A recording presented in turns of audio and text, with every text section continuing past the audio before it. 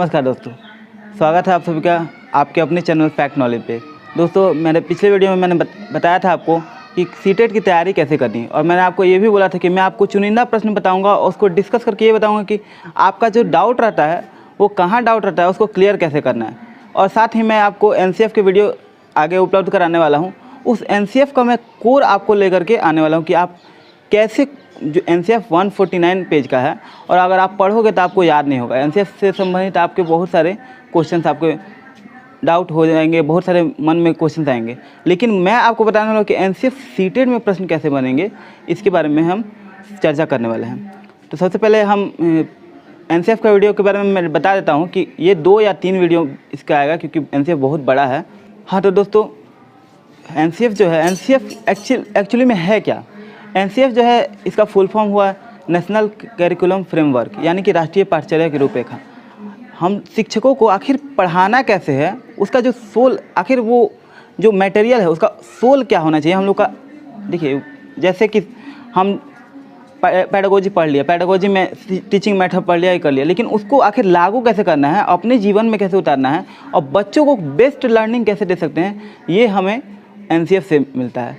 NCF के बारे में हम नॉर्मल जो क्वेश्चन आते हैं, बहुत ही रेयर आते हैं क्वेश्चन कि NCF कब लागू हुआ, NCF के बारे में कब डिस्कस किया गया, कब उसको पेश किया गया, ये सब क्वेश्चन बहुत रेयर आते हैं। लेकिन अगर आएंगे भी तो मैं आगे उस क्वेश्चन को कराऊंगा। आपको इसके PDF मिल जाएंगे। NCF के बारे में मैं आपको जो मेन चीज़ें हैं वो आपको निकाल करके उसका सोल जो आता है, उसका कोर यानी कि जिस चीज़ से आपका एग्ज़ाम निकलेगा, मैं सिर्फ वही कराऊंगा जिससे एग्ज़ाम निकलेगा। ये फालतू नहीं कि मैं 149 पेज का आपको पढ़ के सुनाते, जो आप खुद भी कर सकते हो। मैं आपको PDF उपलब्ध करा दूंगा। आप हमारे टेलीग्राम चैनल से जुड़ जाओ, लिंक डिस्क्रिप्शन में मिलेगा, वहाँ से आपको ओरिजिनल PDF मिल जाएगी, शेयर कर दिया जाएगा, और आपको जो मैं पढ़ा रहा हूँ उसका PDF आपको मिल जाएगा। दोनों को आप कंपेयर करेंगे, आपको ये वीडियो कहीं भी नहीं मिलेगा। ऐसा वीडियो आपको कहीं किसी YouTube चैनल पर नहीं मिलेगा। तो दोस्तों, देर न करते वीडियो शुरू करते हैं। NCF के बारे में सबसे शॉर्ट में पहले बताते हैं। NCF का उद्देश्य क्या है? NCF का उद्देश्य 2005 में लागू किया गया था, इसलिए NCF 2005 कहते हैं। NCF का मुख्य उद्देश्य जीवन और ज्ञान के मध्य की दूरी को कम करना है। इसका मतलब क्या हुआ? जो हम लोग का आसपास के रिलेट है, ठीक है, मान लीजिए हम नॉलेज गेन कर लेते हैं, कितना भी नॉलेज हम पढ़ते जाते हैं, बुक उठा के रट लिया, पूरा ग्रंथ पढ़ लिया, लेकिन उसको जब हम आसपास की चीज़ों से रिलेट नहीं कर सकते तो उसका कोई महत्व नहीं है, कोई ये नहीं है। इसलिए NCF का उद्देश्य ही यही है कि हम लोग उस ज्ञान को आसपास की चीज़ों से रिलेट करें और बच्चों के जीवन में लाएँ। इस प्रक्रिया द्वारा बच्चों को विद्यालय के बाहरी जीवन से जोड़ना होता है, ठीक है। इनके विद्यालय के बाहर के जीवन और विद्यालय के बीच की दूरी को कम करना इसका उद्देश्य है। NCF 2005 को प्राथमिक शिक्षा में लागू किया गया था। इस अधिगम प्रक्रिया के माध्यम से विद्यार्थियों को रटने के प्रेरणा से मुक्त करना था, ताकि विद्यार्थियों का चहुमुखी विकास हो सके। इसका क्या मतलब है? इसका मतलब ये है कि अगर हम लोग जैसे पढ़ा दिए, 4 चैप्टर पढ़ लिए, 2 चैप्टर पढ़ लिए, याद कर लेना है, रटना नहीं है। हम लोग क्या करते थे पहले? सिर्फ बच्चों को दे दिया, पढ़ा दिया, रट लिया, कंप्लीट हो गया। वो चीज़ नहीं करना है। NCF का उद्देश्य ही है कि बच्चों को समझ विकसित करना, कि वो खुद से पढ़ सकें। ये नहीं कि मैंने उन्हें रटना नहीं है, रटाने वाले विद्या से, ये प्रणाली से मुक्त करना, उनमें समझ विकसित करना ज्ञान के द्वारा, ताकि वो और ज्ञान को अर्जित कर सके, खुद से ज्ञान का सृजन कर सके। विद्यालय के बाहरी ये ना हो कि विद्यालय में कुछ पढ़ें और बाहर जाना है तो बिल्कुल उलट हो गया। बाहर में तो ये चीज़ लागू ही नहीं होता है, ऐसा नहीं है। हम लोग जो भी पढ़ाते हैं उसको बाहरी जीवन से रिलेट कर करके पढ़ाएंगे, तो बच्चों को उनमें समझ विकसित होगी कि हाँ, ये चीज़ जो मैं पढ़ रहा हूँ वो बाहरी जीवन से कैसे संबंधित है, ताकि वो आने वाले जीवन में कठिनाइयों से फेस करने के लिए उस चीज़ों का उपयोग कर सकते हैं, ठीक है। तो चलिए दोस्तों, अब NCF का विषय प्रवेश। NCF आखिर क्या, उसका कोर में आखिर क्या छुपा हुआ है, मैं एकदम शॉर्ट में बताऊंगा। NCF में ज़्यादा डिटेल में एकदम लाइन बाय लाइन में पढ़ूंगा। मैं उसमें से कुछ छाट के कुछ लाइन्स निकाला हुआ हूँ, उन्हीं चीज़ों को डिस्कस करूँगा। और यकीन मानिए, इसी से एग्ज़ाम में प्रश्न आते हैं, डायरेक्ट नहीं आएंगे, डायरेक्ट आएंगे ही नहीं। अब आपको क्या करना है कि NCF मान लीजिए कि मैंने समझा दिया, अब आप उससे संबंधित मैं क्वेश्चन भी करा दूंगा। 2 वीडियो में मैं समझा दूंगा आपको डिस्कस करके, और तीसरे वीडियो में आपको क्वेश्चंस करा दूंगा NCF से संबंधित। उसके बाद से मैं आपको ये बताऊंगा कि एनसीएफ से क्वेश्चन बनते कैसे ड्राइव होते हैं। आप जो उसके प्रीवियस ईयर का मैं क्वेश्चन आपको कराऊंगा जब, तब आप देखेंगे कि ये क्वेश्चन बिल्कुल आप एनसीएफ से ही हैं। मैं हमेशा आपसे कहता हूँ कि ये क्वेश्चन एनसीएफ से आया है, ये क्वेश्चन एनसीएफ से आया। आप भी कहते होगे सर ऐसे ही बोल रहे हैं, एनसीएफ में तो मुझे ये क्वेश्चन दिखा नहीं। डायरेक्ट नहीं आएगा। कैसे आएगा कि आपको, जैसे मान लीजिए कि विद्यालय के बाहरी जीवन से जोड़ना एनसीएफ का लक्ष्य है। अब आपको वो मान लीजिए पूछ दिया कि इस चीज़ के लिए हम कोई चीज़ पढ़ा रहे हैं, मान लीजिए ईवीएस, तो उसके लिए हमको किस विधि का उपयोग करना होगा, हम किस चीज़ का उपयोग कर सकते हैं। तो बाहरी चीज़ों का उपयोग करेंगे, बाहरी पेड़ पौधे को हम लोग यूज करेंगे, पर्यटन के माध्यम से ले जाकर के उनको सिखाएंगे, ठीक है। बगीचे में ले जाकर उनको सिखाएंगे कि कौन से पौधे की नस्ल है, ना कि उनको किताब से हम पढ़ा देंगे कि ये आम का पौधा है। नहीं, हम आम के पौधे को ले जाकर दिखाएंगे कि आम का पौधा ये है, उसकी पत्ती कैसी है, उसके फल कैसे लगते हैं, कब आएगा। ये सारी चीज़ें अगर वो देख के समझेगा तो उसकी चीज़ें अस्थायी होंगी, वो समझेगा, ठीक है। तो यही हमारा एनसीएफ कहता है।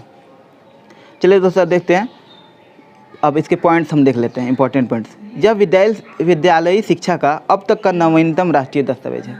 विद्यालय में जो शिक्षा दिया जाता है उसका एक फ्रेमवर्क तैयार किया गया है कि इसी फ्रेमवर्क, इसी बेस पे आपको पढ़ाना है। इसके लिए जो बेस तैयार किया जाता है कि इसी बेस पे आपको पढ़ाना है, इसका एक राष्ट्रीय दस्तावेज है। राष्ट्रीय स्तर पर दस्तावेज तैयार किया जाता है, वो एक नवीनतम दस्तावेज। इसके आगे अभी रिसेंटली 2019 में फिर एक राष्ट्रीय शिक्षा नीति लागू किया गया था, तो उस पर अभी पूरा तरह से वो लागू नहीं हुआ है। अभी उस पर काम चल रहा है, धीरे धीरे लागू किया जाएगा। वो अभी लागू नहीं हुआ है। इसके पहले 2009 शिक्षा नीति RT 2009 वो भी लागू किया गया था। तो वो भी अभी, वो तो सिर्फ एक शिक्षा नीति है। ये जो है बेस है कि आपको इसके बेस पे वो लागू किया गया कि बच्चों को अधिकार क्या है, क्या क्या उनको उपलब्ध कराना है। ये है कि बच्चों को पढ़ाना कैसे, ये शिक्षकों के लिए है। और वो जो RT है वो बच्चों के लिए है। ये हम शिक्षकों के लिए है कि हम कैसे शिक्षक बने, हम बच्चों के और अपने बीच की दूरियां कैसे ख़त्म कर सकते हैं। ये ना समझे कि हम ही सारे हैं, मैं अगर नहीं पढ़ाऊंगा तो बच्चा पढ़ेगा नहीं, मुझसे अगर मैंने नहीं पढ़ाया तो बच्चा तो नहीं करेगा, सारा चीज़ मैं ही हूँ। नहीं, बच्चा मेन है। आप एक फैसिलिटेटर के तौर पे काम करते हो, आप एक सुविधादाता हो। बच्चे को सुविधा दोगे, बच्चा खुद सीखेगा। यही एनसीएफ का कहना है। आगे बढ़ते हैं। सेकंड पॉइंट है, इसे अंतर्राष्ट्रीय स्तर के शिक्षाविद, वैज्ञानिक एवं विषम विशेषज्ञों ने तैयार किया है।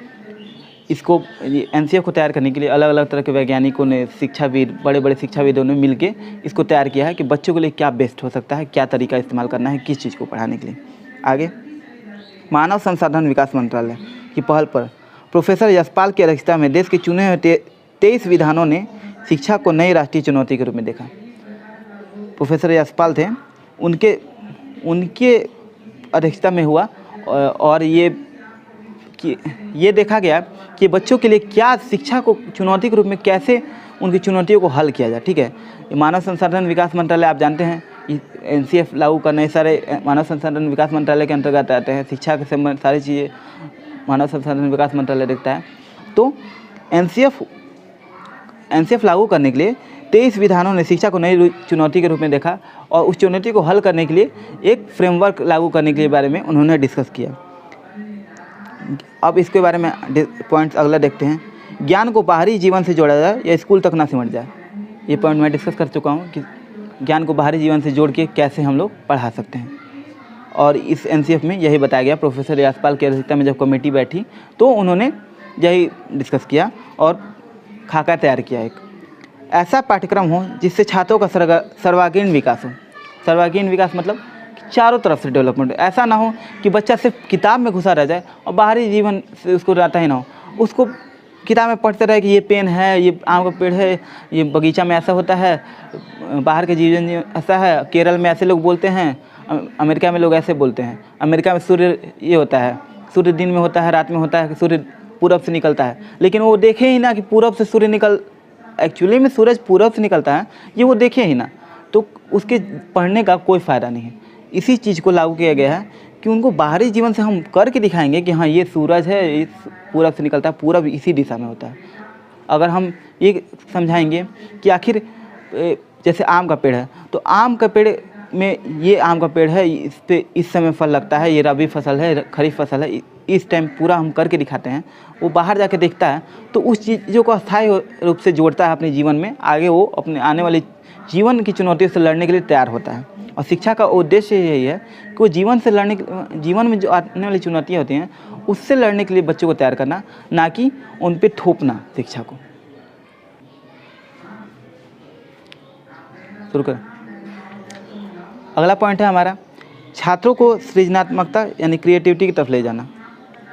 अब क्या बच्चे जो है क्रिएटिव हो, मतलब खुद से करें कोई चीज़ करके, ये ना हो कि टीचर करेगा तभी मैं सीखूंगा, नहीं, बच्चे खुद से करने में विश्वास करें, क्रिएटिव माइंड हो, तभी जब एक क्रिएटिव माइंड ही अच्छे से ज्ञान का समावेश कर सकता है, एक अच्छे से लर्निंग कर सकता है। अगर बच्चा क्रिएटिव नहीं होगा तो वो लर्निंग सही से हो नहीं पाएगी। ठीक है, एक क्रिएटिव माइंड कहा जाता है ना, एक स्वस्थ मस्तिष्क में स्वस्थ मस्तिष्क ही ज्ञान का भंडारण कर सकता है, ज्ञान को एब्जॉर्व कर सकता है। अगर बच्चा स्वस्थ ना हो, अगर बच्चा क्रिएटिव ही ना हो, मान लीजिए कि अगर बच्चा क्रिएटिव नहीं होगा तो वो बच्चा पढ़ेगा कैसे। मान लीजिए कि अगर हमने दे दिया वो रट लेगा, लेकिन उसे पता नहीं रहेगा कि आखिर हो क्या रहा है। ठीक है, वो खुद से करके, मान लीजिए हम लोग क्रिएटिविटी का एक उदाहरण दे सकते हैं, जैसे प्रोजेक्टिविटी, हम लोग प्रोजेक्टिविटी यूज करते हैं, ये क्रिएटिविटी का उदाहरण है। बच्चा खुद से करता है, टीम वर्क करता है, वो तैयार करेगा, अलग अलग से सामग्री जुटाएगा, तो उसमें मानसिक क्षमता के साथ साथ एक सामूहिक क्षमता का भी विकास होता है। इसके अलावा अगला पॉइंट, बच्चे जो है राष्ट्रीय मूल्यों के प्रति आशावान विद्यार्थी तैयार हों। इसका क्या मतलब, बच्चे जो है जो राष्ट्रीय धरोहर हैं, राष्ट्रीय चिन्ह, राष्ट्रीय मूल्य, उनके प्रति उनके अंदर आदर भाव हो। राष्ट्रीय फ्लैग हो गया, गान हो गया, राष्ट्रगान हो गया, इन सब चीज़ों को वो लाइटली ना ले, उनके प्रति श्रद्धा रखे, विश्वास रखे, अपने देश का, अपने देशवासियों का सम्मान करें। ऐसा ना हो कि जो है वो, मान लीजिए कि मैं वो पढ़ते गया उसके से नैतिक मूल्य से ऊपर उठ जाए, वो नैतिक मूल्य ख़त्म ना हो, इस चीज़ का ध्यान रखना है। शिक्षण सूत्रों जैसे ज्ञात से अज्ञात की ओर और मूर्त से अमूर्त की ओर, सरल से कठिन की ओर आदि का अधिकतम प्रयोग हो। शिक्षण सूत्र आप आगे मैं पढ़ाऊँगा, वो सारे टीचर आपने लर्निंग किया भी होगा अपने बीएड या डीएलएड के क्लासेज में, कि ज्ञात से अज्ञात की ओर या फिर अज्ञात से ज्ञात की तरफ हम लोग जो पढ़ाते हैं, ठीक है, सरल से कठिन की ओर, इसका अधिक से अधिक प्रयोग। क्या मतलब है इसका मतलब है कि ये नहीं कि डायरेक्ट हम लोग पढ़ा दिए, नहीं, हम लोग पहले बेसिक चीज़ पढ़ाते हैं, फिर उससे आगे ऐसे करके हम लोग लेके जाते हैं। यानी कि पहले सरल चीज़ पढ़ाते हैं, तब कठिन पढ़ाते हैं। इससे बच्चे में समझ विकसित होती है। आपने एनसीईआरटी का सिलेबस उठा के देखा होगा, बहुत से लोग कहते हैं क्या कि एनसीईआरटी के सिलेबस में तो कुछ है ही नहीं, 1 2 3 का सिलेबस उठा के देखेंगे, 3 का सिलेबस उठा के, इसमें तो कुछ है ही नहीं, इससे अच्छा तो प्राइवेट स्कूल का जो नॉर्मल होता है बुक, वो ज़्यादा बेहतर है। ये गलत है। क्यों गलत है? क्योंकि एनसीईआरटी का सिलेबस हम लोग उनको पढ़ाने नहीं आता है, इसलिए वो एनसीईआरटी के सिलेबस में कमी निकालते हैं। एनसीईआरटी के सिलेबस ये मत भूलिए कि एक किसी भी बुक से ज़्यादा बेहतर होता है। क्यों? क्योंकि एनसीईआरटी किसी एक व्यक्ति ने नहीं लिखा है, बहुत सारे शिक्षाविद, बहुत सारे प्रोफेसर, बहुत सारे टीचर्स ने मिलकर वो बुक तैयार किया है, कंटेंट तैयार किया है। बच्चों को सुविधा को ध्यान रखते हैं कि इस एज के बच्चे, इस क्लास के बच्चे क्या सीख सकते हैं, उनकी क्षमताओं को ध्यान में रख के तैयार किया गया है। तो ऐसा नहीं है कि एक किसी क्लास का बुक लिख दिया जाएगा, कोई प्राइवेट स्कूल है, किसी एक आदमी लिख दिया तो वो बहुत अच्छा बुक होगा, नहीं। एनसीईआरटी का बुक काफ़ी प्रीसियस बुक होता है, काफ़ी अच्छा बुक होता है।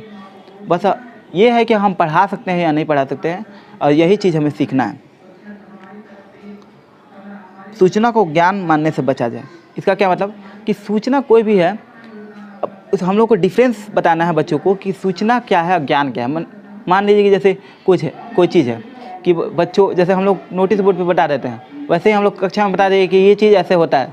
ठीक है, पानी जो है H2O से मिलकर, H2O का सूत्र होता है, H2O मतलब पानी, ये चीज़ ज्ञान है। ठीक है, अब इसको सूचना ना माना जाए कि ये सूचना है कि H2O ये होता है, नहीं। वो सीखेंगे, उसके बाद से वो करके जब लैब में बनाते हैं तो उनको खुद ही समझ विकसित होगा। उनको करके दिखाया जाएगा कि H2O हाइड्रोजन और ऑक्सीजन को मिलाने से ही पानी बनता है।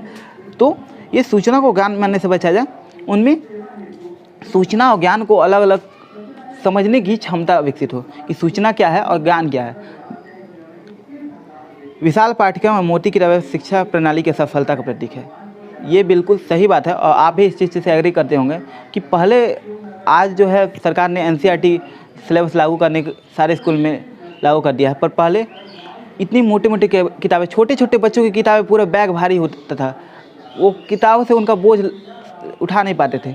और सरकार ने इस नई शिक्षा नीति में भी प्रावधान किया है बच्चों को किताबों से, मोटी मोटी किताबों से मुक्ति मिले। ये हमारे शिक्षा व्यवस्था की असफलता का प्रतीक है। क्यों? क्योंकि बच्चे ज्ञान का सृजन करते हैं, मोटी किताबें लेकर के वो पढ़ नहीं सकते हैं। उनको पढ़ाना नहीं है, उनको समझाना है, वो खुद से करके सीखे। मान लीजिए कि बुक में अगर वो ज्ञान का निर्माण ना कर सके तो बुक रट लें, उससे कोई फ़ायदा नहीं है। अगला पॉइंट, मूल्यों को उपदेश देकर नहीं अपितु वातावरण देकर स्थापित करना चाहिए। इसका क्या मतलब कि जो भी मूल्य हैं, मतलब कि जैसे कि बड़ों का सम्मान करना चाहिए, या फिर हमें राष्ट्रीय चिन्ह, राष्ट्रीय ध्वज वगैरह का सम्मान करना चाहिए। ये चीज़ें सिर्फ उपदेश से नहीं, हमें अनुशासन बना कर रखना चाहिए कि इस जगह पे ऐसा व्यवहार करना चाहिए। ये हम सिर्फ उपदेश ना दें बच्चों को या किसी को भी, हम उपदेश ना देकर सिखाएं। उनको क्या करना है, उनको वातावरण ऐसा बनाना है कि बच्चे वो चीज़ देख कर सीखे, ना कि वो उपदेश से, आपने उपदेश दे दिया वो सीख लिए, सुन लिए और वो चीज़ लागू नहीं कर पाएंगे। क्यों? क्योंकि उपदेश एक कान सुनेंगे, दूसरे से निकाल लेंगे। और अगर आपने वैसा वातावरण क्रिएट कर दिया, वैसा माहौल क्रिएट कर दिया, तो बच्चे वो चीज़ सीखेंगे, वो चीज़ करेंगे, देखेंगे कि जब आसपास वैसा ही वातावरण है, सब लोग वैसे ही कर रहे हैं, तो मुझे भी वैसा करना चाहिए। और ये उनके नैतिकता का विकास होगा उनके अंदर। अगला टॉपिक है, अगला पॉइंट, अच्छे विद्यार्थी की धारणा में बदलाव आवश्यक है। अर्थात अच्छे विद्यार्थी वो जो तर्कपूर्ण बहस के साथ अपने मौलिक विचार शिक्षक के समक्ष रखता है। इसका क्या मतलब, हम लोग वही कहते हैं, जैसे कि अच्छे विद्यार्थी यानी गुड स्टूडेंट्स का हम लोग को परिभाषा बदलना है। क्या करना है, जैसे हम लोग कहते हैं कि बच्चा चुपचाप आता है, स्कूल में पढ़ता है, अपने आप से मतलब रखता है, ऐसा नहीं है। अच्छा विद्यार्थी सिर्फ वही नहीं होता। अच्छा विद्यार्थी है कि जो सही चीज़ है उस पर तर्कपूर्ण बहस करे। मान लीजिए शिक्षक हो, उससे डिबेट कर सके, उस साथ ही अपना मौलिक रूप से उसका क्या विचार है वो व्यक्त कर सके। इतनी खुला इतना मतलब वातावरण ऐसा उपलब्ध कराया जा सके। और ये चीज़ अच्छे विद्यार्थी का लक्षण होना चाहिए, ना कि एक अच्छे विद्यार्थी की हाँ मेरा बात मानता है, शिक्षक का अगर बात मान लेता है, शिक्षक जो कहता है वो कर लेता है, तो वो अच्छा विद्यार्थी है। ये परिभाषा हमें बदलनी है। बच्चा खुद से अपना मौलिक विचार व्यक्त कर सके। अगर मैंने टॉपिक पढ़ा दिया कि हवा स्थान घेरती है, ठीक है, पदार्थ एक है, पदार्थ स्थान घेरता है, पदार्थ उसे कहते हैं जो स्थान घेरता है, तो उसमें इतनी ये होना चाहिए, क्षमता होना चाहिए कि वो खुद से डिस्कस कर सके, सर स्थान कैसे घेरता है, स्थान घेरता है उसे पदार्थ ही क्यों कहते हैं, कुछ और क्यों नहीं कहते हैं। वो अपना मौलिक विचार व्यक्त कर सके, ये क्षमता उसमें होनी चाहिए। और यही एक अच्छे विद्यार्थी का लक्षण होना चाहिए, ना कि जो हमारा बात चुपचाप मान ले, हमने पढ़ा दिया कि पदार्थ स्थान घेरता है तो वो चुपचाप सुन के रह जाए, ऐसा ये चीज़ हमें बदलना है। अगला पॉइंट है, अभिभावकों को सख्त संदेश दिया जाए कि बच्चों को छोटी उम्र में निपुण बनाने की आकांक्षा गलत है। इसका मतलब है कि अगर बहुत सारे पेरेंट्स होते हैं, बच्चों को पेरेंट्स जो है उनको समझाना हमारा कर्तव्य है। कि बहुत सारे पेरेंट्स बोलते हैं कि सर जी ये जो है कर नहीं रहा, ये चीज़ नहीं कर रहा है, ये पढ़ा रहा नहीं याद कर रहा है, तो ये चीज़ याद नहीं कर रहा है।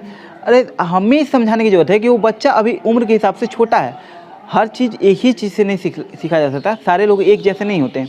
वो समय के साथ सीख सकता है, धीरे धीरे उसमें ग्रो, जैसे जैसे ग्रो करेगा वैसे वैसे सीखते जाएगा। ये हमारा कर्तव्य है कि बच्चों जो पेरेंट्स होते हैं उनको आकांक्षाओं से ना उनका आकांक्षा जो है बच्चों पे ना थोपा जाए। वो जो कहते हैं कि बच्चे को हमारा साइंटिस्ट बना दीजिए, बच्चे को ये एकदम तेज बना दीजिए, ये चीज़ नहीं होता। बच्चे खुद से ज्ञान सृजन करके धीरे धीरे विकसित होंगे। वो चीज़ पेरेंट्स सीखे, पेरेंट्स को बताना हमारा कर्तव्य है, ये माहौल विकसित कर सके।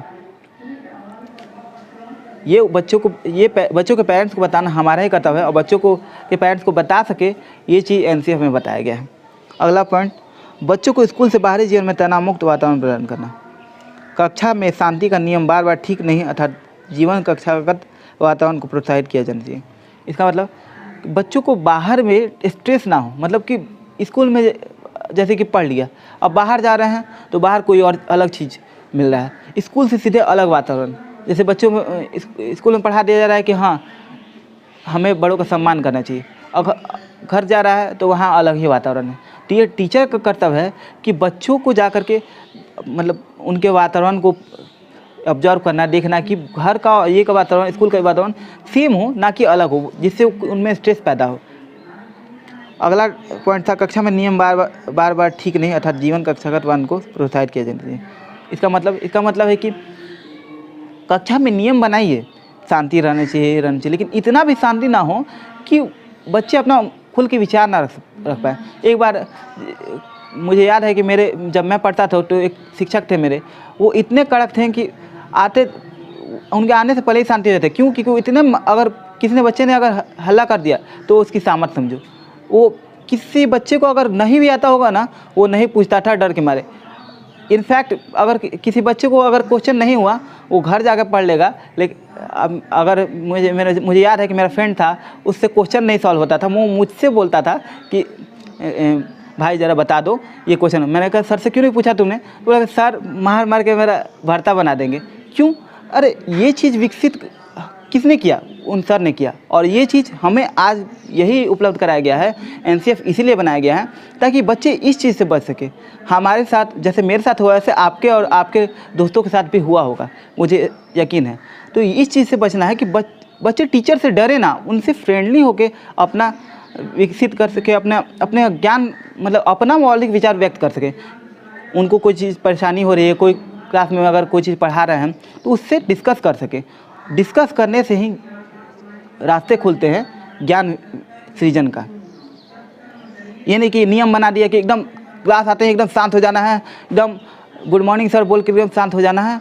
नहीं, ऐसा नहीं। गुड मॉर्निंग ठीक है, नियम से ज़रूरी है, लेकिन नियम के साथ साथ उनको इतना फ्रीडम दीजिए कि हाँ, जैसे मैंने पढ़ा दिया तो उसके बाद से अब आप कोई क्वेश्चन पूछना है तो ये ना कोई क्वेश्चन पूछना है, नहीं, ऐसे नहीं। आपको ऐसे बोलना है कि जैसे हाँ बच्चों, किसी के मन में कोई भी डाउट हो पूछो, कोई बात नहीं, ये अच्छी बात है, प्रोत्साहित करनी चाहिए। अगर हम ये कहेंगे किसी को पूछना है, वो बच्चा डर के मारे पहले ही डर जाएगा, वो नहीं क्वेश्चन पूछेगा। और यही से उसके मन में आपके प्रति भी गलत धारणा पनपेगी, और जो वो बाहर जाएगा, बाहर उसका जो है टॉपिक कॉन्सेप्ट क्लियर नहीं हुआ है, बाहर जाएगा, बाहर लोग उसको दुत्कारेंगे, और यहाँ से उसका धीरे धीरे गिरावट होगा, बढ़ोतरी नहीं होगा। हमारा काम बच्चे को उन्नति ले जाना है, ना कि नीचे गिराना। इसलिए बच्चों के अनुसार अपने आप में चेंजेस कीजिए।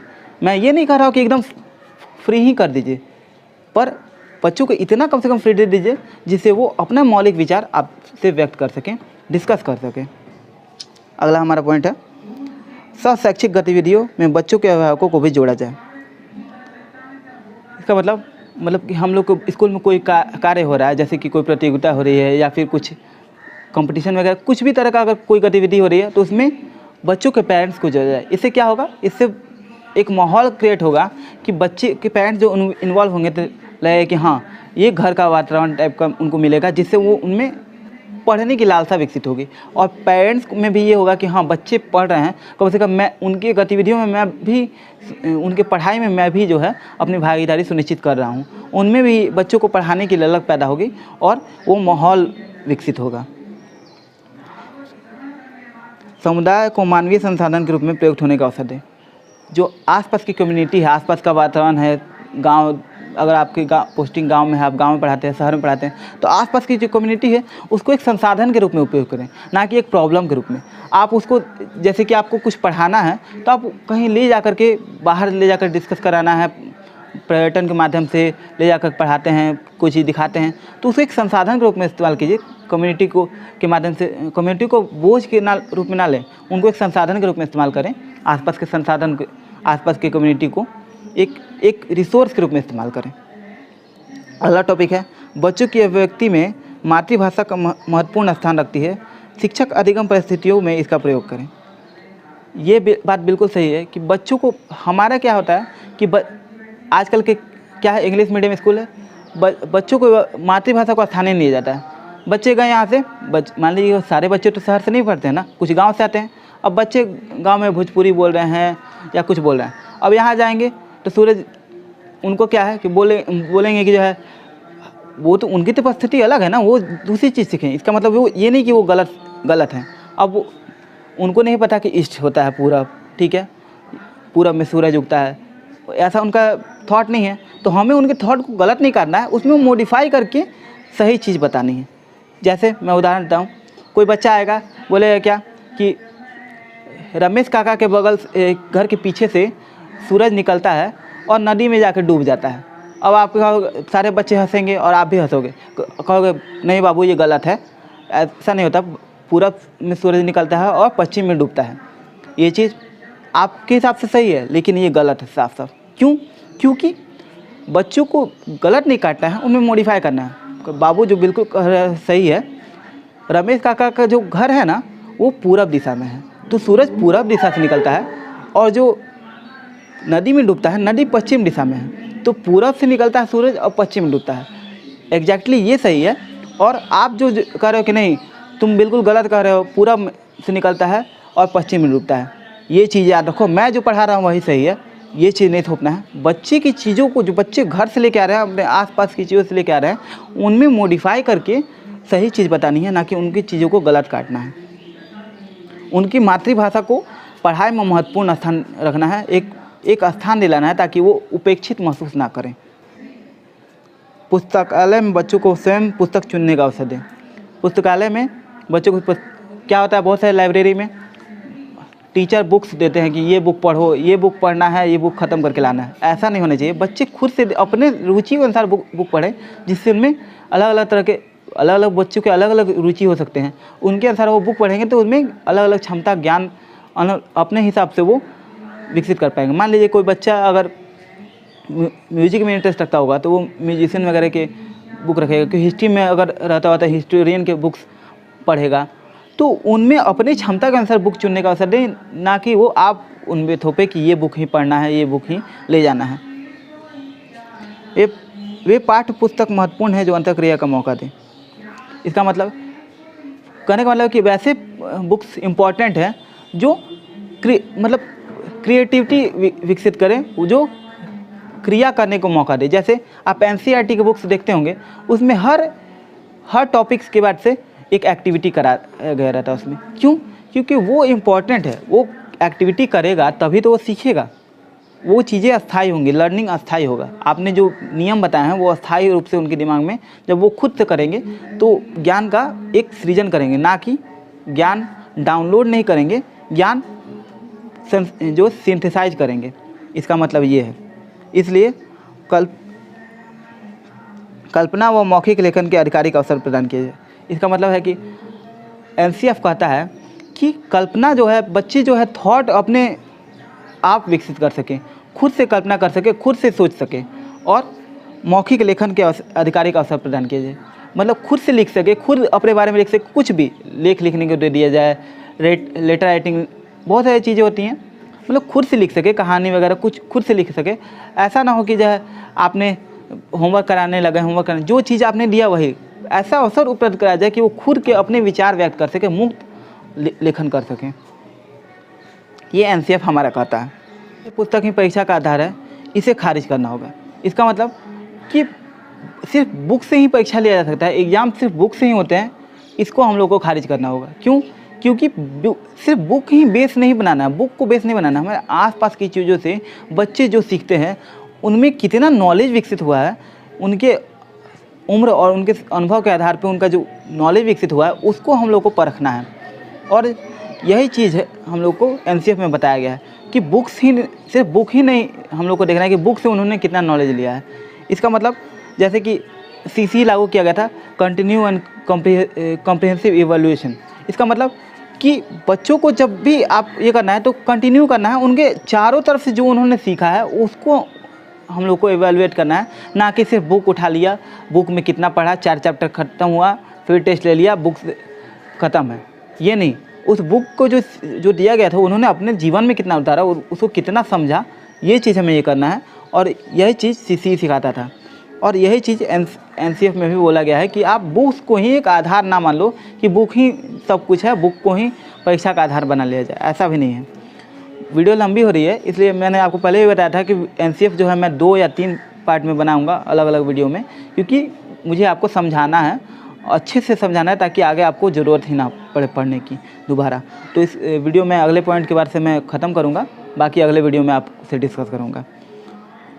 अगला पॉइंट है मेरा, शिक्षा उन मूल्यों को प्रस्तावित करने में सक्षम होना चाहिए जिससे जो शांति और सांस्कृतिक विविधता वाले समाज में सहिष्णु घोषित करे। इसका मतलब शिक्षा उन मूल्यों को स्थापित करे, उन मूल्यों को स्थापित करने में सक्षम हो जो सदैव शांति और सद्भावना बनाए, ना कि लोगों में लड़ाई झगड़े आपस में कटुता उत्पन्न करे।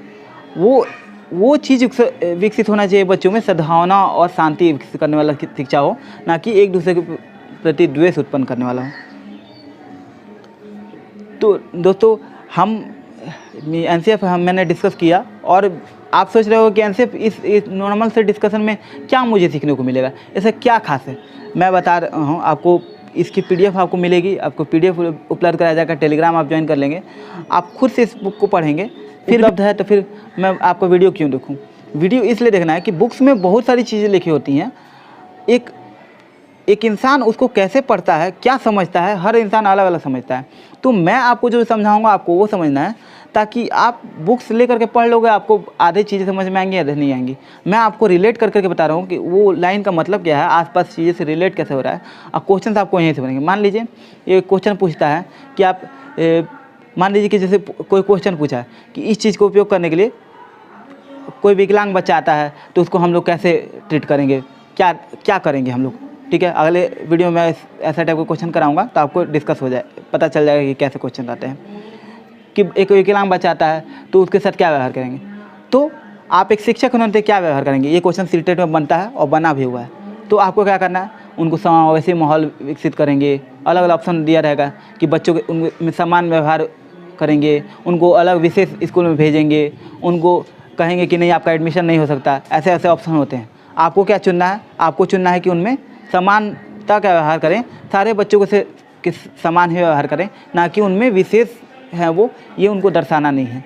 ये चीज़ एनसीएफ में भी बोला गया है, और आपको एनसीएफ से ही ये क्वेश्चन होता है। ये क्वेश्चन डायरेक्ट एनसीएफ से नहीं आता है, डेराइव किया हुआ क्वेश्चन है। और आपने एनसीएफ ये जो मैं बता रहा हूँ ये अच्छे से समझ लिया तो आराम से ये क्वेश्चन आपको कहीं नहीं गया है, आराम से 1 नंबर आपके पॉकेट में।